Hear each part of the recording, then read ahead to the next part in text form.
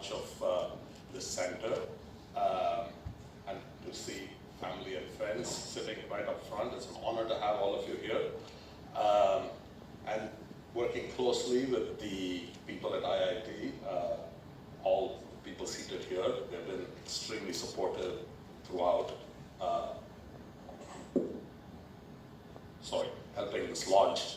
Now, I heard the story from Ashwin, and I think when I go back to New York, the first thing I have to do is have a conversation with Girish Reddy for taking this unknown person and making him part with my money. It's the fault of Girish Reddy as well as the fault of Ashwin here, who's extremely persuasive in making me So why did I make this gift? Let's look at a quote from the greatest scientist of all time, in my opinion, Albert Einstein. Einstein spoke in German, so it's not exact translation or exact quote, but essentially what Einstein said was, it is the duty of every human being to put back on this earth the equivalent of what they took from it. I was a person who grew up in India, born and raised in Chennai, went to IIT Madras. I got into IIT Madras at the age of 16, or a little under 16. So it was the most influential place for me. And just on that basis, I felt I had to give back. That's really how it started. So when I start telling you about my life, it's kind of hard to encapsulate all of it in a very brief speech. But Benoit Mandelbrot famously said, again in French, so I'm just translating loosely, something along the lines of, my life appears to be a series of accidents and incidents that have no bearing to each other, and a series of random walks. When I look back upon it, my life seems to have had a great deal of meaning. In other words, there's a pattern to my life. So my life, 100%, was random, wandering about, random incidents, and of course the theoretical computer scientists will tell you that random walks can often lead to the right place. So my random walk eventually led me here to this place, which is a nice thing. As I said, I started at the age of 16, or a little under 16 when I got into IIT. And here, I was not the best student. I know we have some very brilliant students here, but I was not the best student. I got into the students around me were simply brilliant. I learned so much from them, the professors as well. So I was a double E major, and as I was studying electrical engineering, I realized that that's just not what I wanted to do. I really wanted to be a mathematician. I loved mathematics. But I found here at IIT, at that time at least, there was absolutely no guidance in this. No one ever told me what I should do, what I should study, what I should not, how to move from double E to mathematics, how, there were no centers of excellence. There's no research. I could barely find a professor who wrote papers, technical papers, research articles.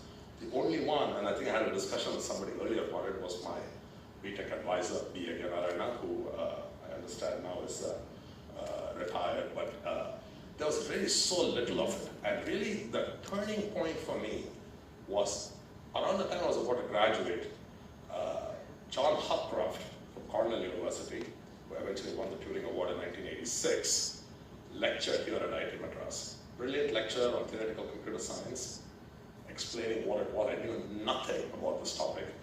So I said, no, I think that might be what I want to study. And in particular, in that speech, in that talk, he said, the work being done at Berkeley by Professor Richard Karp is simply the most cutting edge that he had seen at that time. So it was still early days. And so I applied to Berkeley. As I said, I wasn't a great student, but somehow I got in.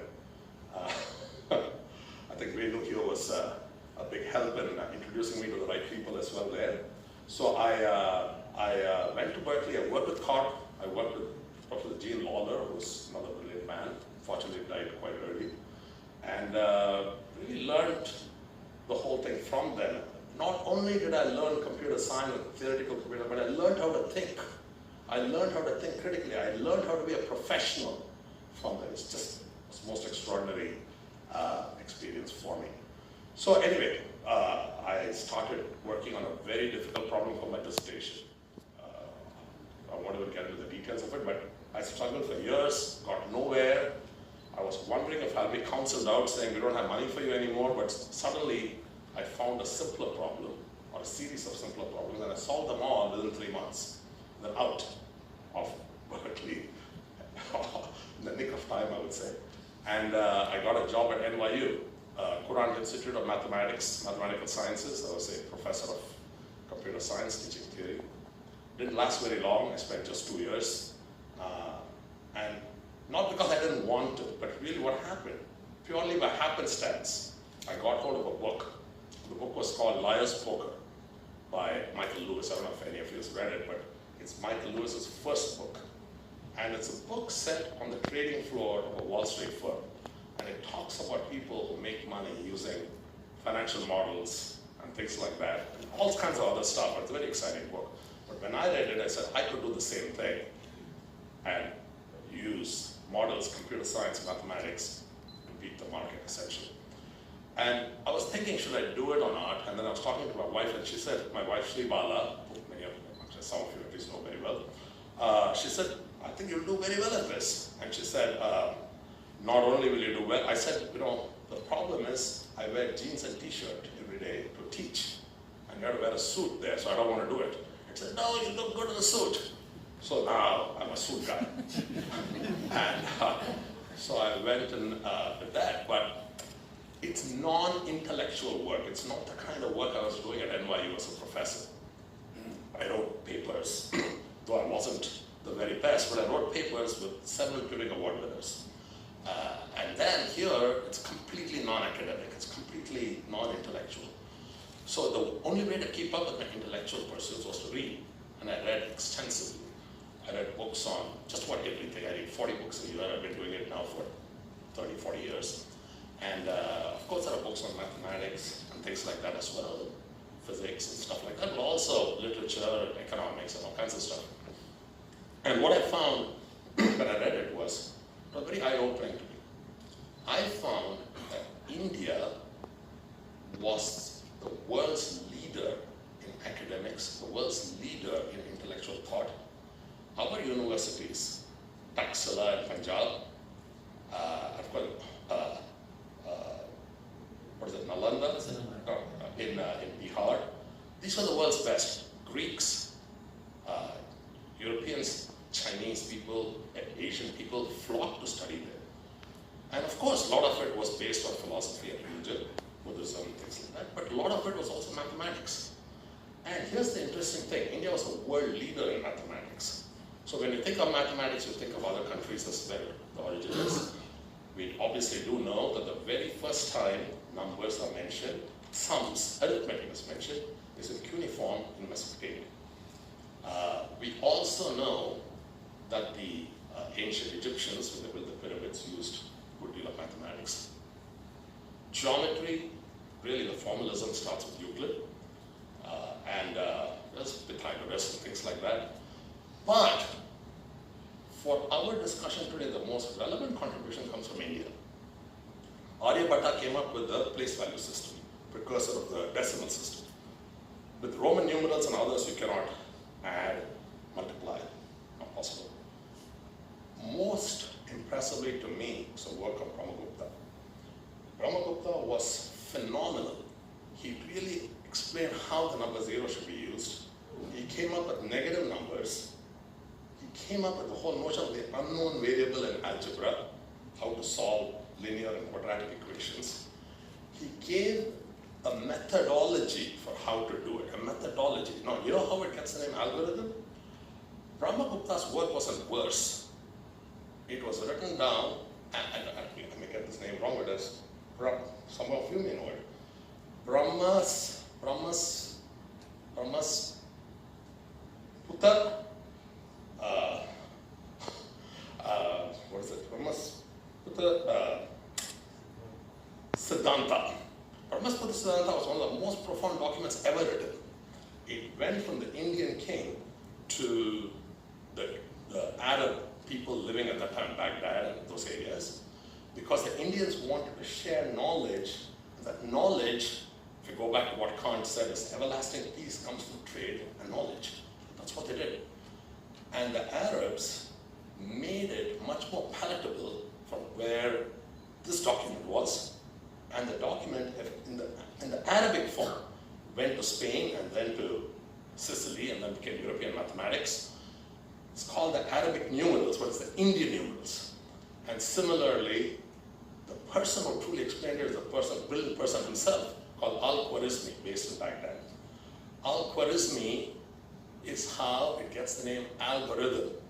But really the algorithm was Brahmagupta's. So for this discussion, I feel, theoretical computer science starts, in my opinion, certainly not with Alan Turing, but it starts with Brahmagupta and what he did. So the question is where are we today, India, in these fields? Well, Ashwin spoke eloquently about it. Some of us think that we are making progress, but really in the QS ranking, there's not a single Indian university in the top 100. Today, we'll get there. Give us a few years, right? We're going to get there, but right now there's none. How did we get to this level?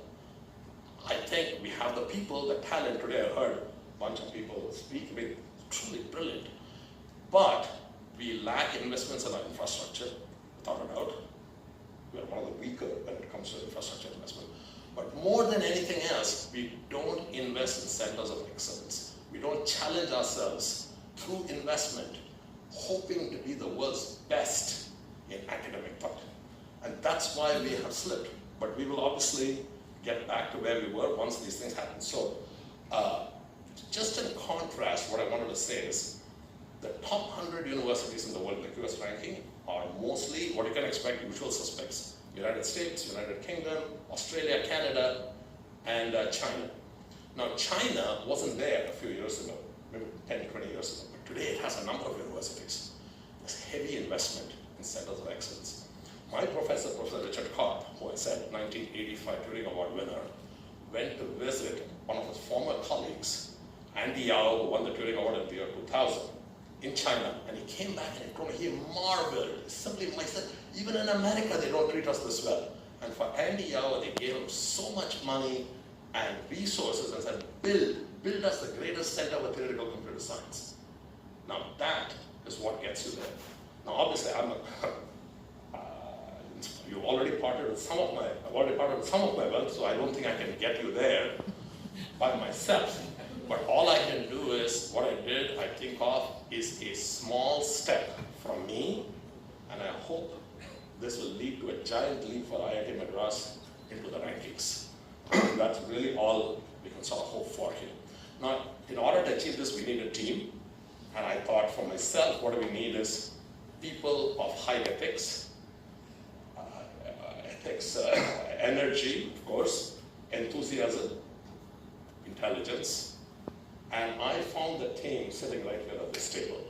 So I wouldn't have really jumped to it within a year or 3 months or whatever it took if I hadn't met Ashwin and Shweta. I thought those are the people I'm going to trust to make this happen, and I think they will. So basically, it's about the future.